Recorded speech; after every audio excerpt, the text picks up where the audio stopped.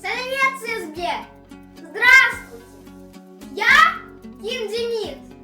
Хочу рассказать притчу «Садовые деревья», которую написал великий казахский писатель, ученый, учитель Ибрай Алтынсарин.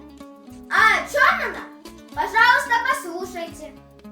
Рано утром, погожий летний день, один господин прогуливался со своим сыном.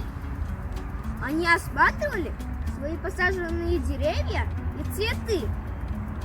Отец, почему это дерево растет прямо, а это дерево растет криво? Потому что, сын мой, за этим деревом ухаживали, обстригали кривые ветки.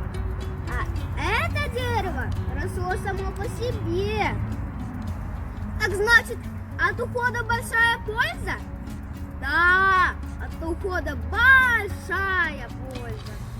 И ты похож на молодое дерево, за которым нужен уход.